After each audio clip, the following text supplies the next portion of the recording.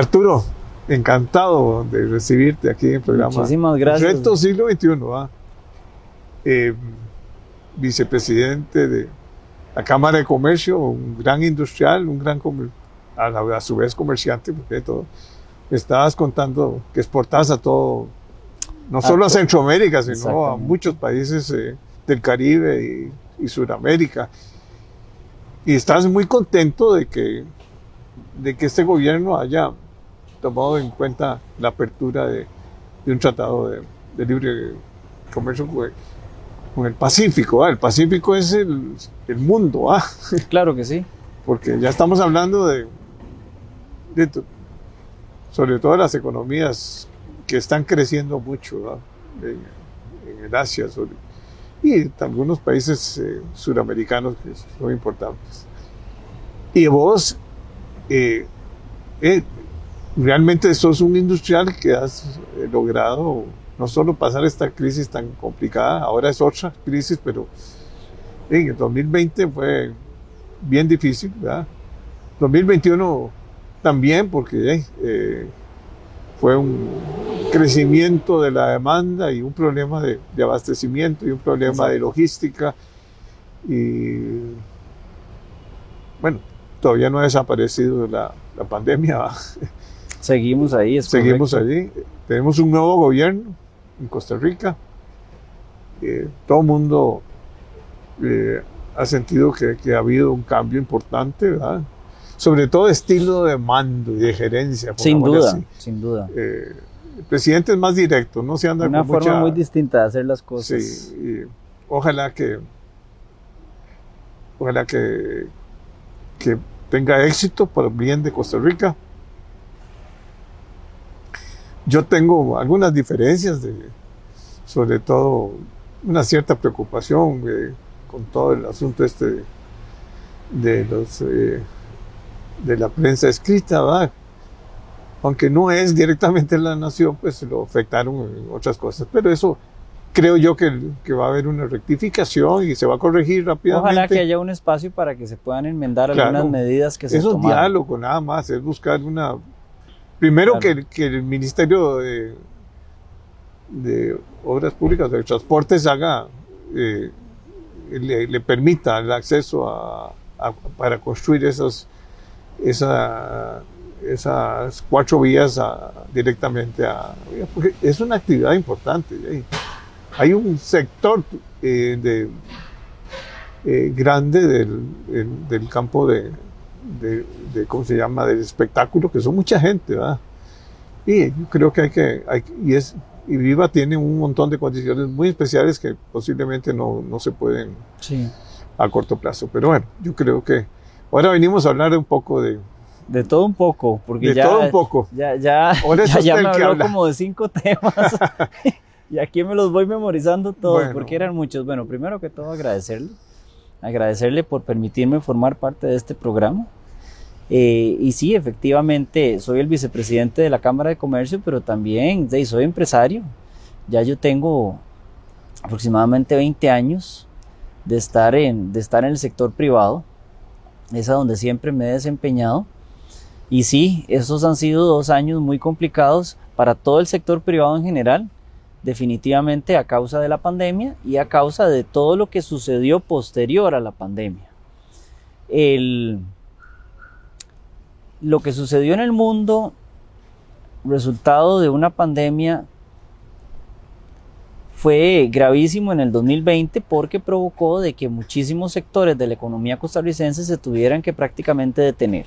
Y eso provocó que el país entrara en una desaceleración económica. Inclusive muchísimos sectores de la economía sufrieron un decrecimiento considerable a causa de la necesidad de tener que cerrar sectores de la economía precisamente para salvaguardar la salud de las personas.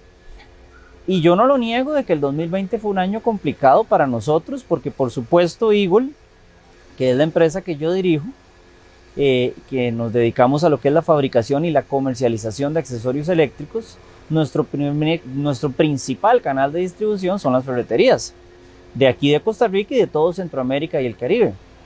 Y las ferreterías lamentablemente se vieron muy perjudicadas por los cierres que se dieron y también por la desaceleración de la economía. La construcción fue uno de los sectores que sufrió la mayor caída. Y el comercio. Sin embargo, sucedió algo muy interesante.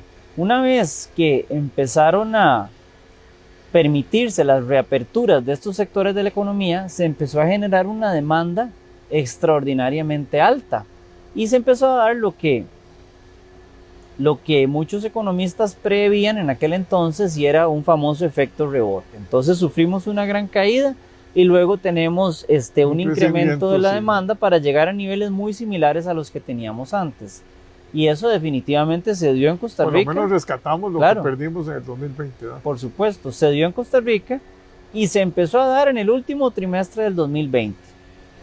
Y como yo le estaba diciendo a usted, don Jorge, si bien es cierto, el 2020 fue un año complicado para mi empresa y para todo el sector privado en general, definitivamente el 2021 también tuvo un set de retos enormes. Porque al presentarse un incremento considerable de la demanda en todo el mundo, se empezaron a generar muchas crisis, resultado de que la demanda estaba creciendo, pero la oferta de suministros, de materias primas, estaba todavía bastante disminuida a causa de la pandemia. Entonces, al haber una brecha muy grande entre la demanda y la oferta, precisamente se empezó a dar escasez. Entonces todo subió de precio, todos los insumos, materias primas, energía y por supuesto fletes, todo lo que es cadena de abastecimiento, cadena de logística, empezó a incrementar de precio considerablemente. Hoy en día estamos viviendo las consecuencias de eso. Recuerde que tan solo la semana pasada se anunció una inflación interanual en Costa Rica de más del 10%. Eso es algo que no veíamos. De 2 dígitos. De 2 dígitos. Eso es algo que no veíamos en más de 10 años. Sí, no, en más de 10 años. Ah, más de 10 años. Recuerde que en Costa Rica nosotros estuvimos acostumbrados a inflación de 2 dígitos hasta que se dio el cambio de mini devaluaciones ajustes, digamos. A la banda cambiaria, que eso fue una cuestión muy polémica a finales del 2000, al finales de la primera década de los 2000. Pero de hecho el Banco Central durante más de una década tuvo la inflación bastante controlada, pero lamentablemente con este incremento considerable de los precios, pues ahora nosotros estamos percibiendo, a donde sea que uno vaya, pues un aumento del costo de vida que ha tenido un impacto también sobre la generación de empleo, sobre la inversión, sobre la disminución de la pobreza. Pero por supuesto nosotros también lo sufrimos porque se dio un incremento en la demanda y al mismo tiempo cada vez nos costaba más poder garantizar el suministro, porque por supuesto todos los canales formales de importación se vieron totalmente perjudicados. Y eso de veras que fue un gran reto para nosotros. Obviamente pues tuvimos que hacer grandes inversiones para poder incrementar el nivel de inventarios en una situación a donde la llave de las compras pues obviamente se ve comprometida. No deja de ser algo muy muy difícil. Más capital de trabajo. Pero una de las cosas que a mí más nos ayudó fue el hecho de que nosotros somos fábrica. El simple hecho de tener procesos de fabricación local en Centroamérica nos ayudó muchísimo. Contra la importación que venía. Exactamente, porque nosotros siempre de... hemos competido con una gran cantidad de importadores que traen productos de China y de otras partes del mundo. Y pues obviamente esos importadores se vieron muy perjudicados y se vieron incapacitados para seguir importando esos productos. Entonces eso representó una gran ventaja para nosotros. Obviamente al estar más cerca y al tener la posibilidad de poder abastecer todas esas brechas que se dieron en el mercado, eso nos favoreció considerablemente. Siempre con su gran cuota de reto, porque obviamente teníamos que, para poder abastecer ese incremento de la demanda, tuvimos que incrementar nuestros inventarios de resinas plásticas, partes y componentes, tuvimos que hacer grandes inversiones con compras de máquinas, incremento de empleo. De hecho, el año pasado nosotros incrementamos considerablemente la cantidad de empleados en la empresa. Pues todo eso, sumado a grandes preocupaciones, hizo que para mí el 2021 se haya convertido en un año que yo seguiré recordando como uno de los años más difíciles que he tenido en mi carrera profesional, definitivamente. Bueno, pero tuvimos un buen crecimiento Sí, sí, sí. y ahora tenemos un nuevo gobierno también. Y ahora tenemos un nuevo gobierno que considero que está empezando con el pie derecho, salvo, por supuesto, algunos eventos que han sucedido que tal vez requieren algún tipo de explicación adicional, pero es un gobierno que ha empezado con el pie derecho. Definitivamente se han tomado decisiones que son decisiones que en el sector privado veníamos solicitando desde hace muchísimo tiempo. Lo que es la eliminación de muchos monopolios públicos y privados que definitivamente no le estaban haciendo ningún favor al consumidor, como el caso del arroz, que ya se termina de formalizar el plan del arroz la semana pasada, y eso precisamente va a provocar que exista una disminución en el precio del arroz, y es el alimento de mayor consumo en la economía costarricense. Y por supuesto el inicio o el reinicio de negociaciones para formalmente participar en la Alianza del Pacífico. Recuerde que la Alianza del Pacífico es un grupo conformado por 4 de las economías más grandes de Latinoamérica: México, Chile, Perú y Colombia, y próximamente Ecuador, que también está en proceso de ingreso a la Alianza del Pacífico, y ahora Costa Rica. Solamente esas 4 o 5 economías representan más de la mitad del comercio en Latinoamérica, y es una excelente oportunidad para Costa Rica, porque lo que hace es que le abre a Costa Rica un mercado inmenso, además de que permite, puedes hacer alianzas. Exactamente, permite que haya un mejor ambiente para la inversión extranjera directa, que eso es exactamente lo que necesitamos en este momento para generar mayor empleo. Si bien es cierto, el desempleo ha venido bajando, todavía está en 2 dígitos, y tenemos que seguir procurando generar las condiciones para generar mayor cantidad de empleo y empleo de calidad. Ese tipo de solicitudes para formar parte de un club tan prestigioso en Latinoamérica es un excelente mensaje a todos los inversionistas, tanto nacionales como internacionales, de que aquí pueden venir a invertir en un país pacífico, estable, con mano de obra de calidad, que al mismo tiempo tenemos las condiciones para participar en un mercado de grandes dimensiones. Como sector privado lo venimos pidiendo desde hace más de 8 años. Lamentablemente los últimos 2 gobiernos no quisieron favorecer esa política que considerábamos que era muy importante, y ahora este gobierno decidió retomar ese camino, y nosotros lo aplaudimos, de veras que lo aplaudimos, porque estamos seguros de que va a ayudar mucho. Bueno, y hay un buen diálogo con el gobierno. Sí. Aquí es directo todo. De hecho, el presidente llegó al gobierno un domingo. Al día siguiente convocó a varias cámaras empresariales a un almuerzo el jueves de esa semana, y lo que hizo fue reunirnos a todos y decirnos: vean, señores, esto es un problema de todos. Yo soy un servidor, estoy a las órdenes. ¿Cómo hacemos para crecer? ¿Cómo hacemos para generar más empleo? ¿Cómo hacemos para disminuir la corrupción? Para minimizarla, para eliminarla, ojalá. ¿Cómo hacemos? Necesitamos que ustedes nos ayuden, porque definitivamente el sector privado es el motor del desarrollo, y el presidente lo sabe. Y esa reunión con sectores empresariales nos dio una buena esperanza, y yo creo que la está formalizando, una buena esperanza de que ahora estamos ante un gobierno de que definitivamente está convencido de que sin sector privado este país no puede salir adelante. Y eso es algo que yo aplaudo. Y es el motor siempre de todas las economías. Por supuesto. Lo que hay que hacer es quitar tantos obstáculos y reducir tanto trámite y lograr que los mandos medios se den cuenta de la importancia del sector privado. Bueno, ojalá, y recordemos que el gobierno no está solo, ¿verdad? También depende de un poder legislativo que hoy en día está formado por una menor cantidad de partidos. Sin embargo, la gran ventaja es que se trata de partidos que estructurados, tienen cierta línea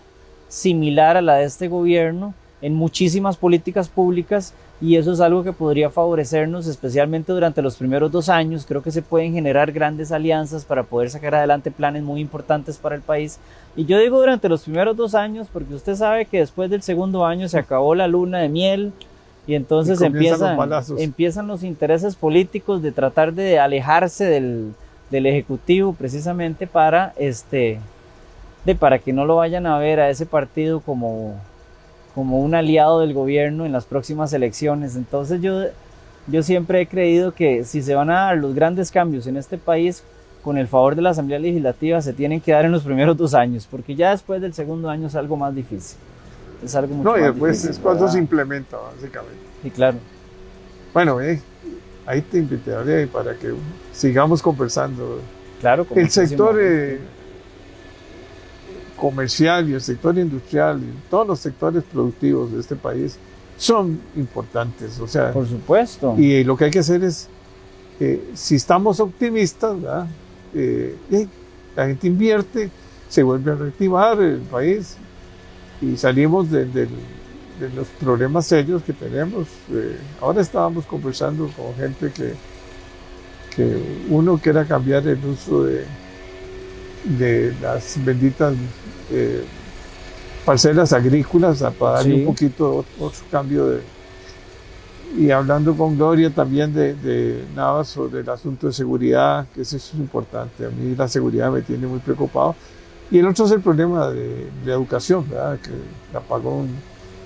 Ahí hay que involucrar a todo el sector privado. Y ojalá que el gobierno en eso, y que las cámaras y todos nos involucremos, porque eso es un problema en que tenemos que todos participar. Don Jorge, nos tenemos que involucrar todos. Todos. O sea, Porque estamos hablando del futuro del país y del futuro de las próximas generaciones. El apagón educativo que se dio, resultado de la pandemia, el año antepasado y el año pasado, provocó que se diera un rezago que potencialmente le podría costar al país muchísimo en las próximas 2 décadas.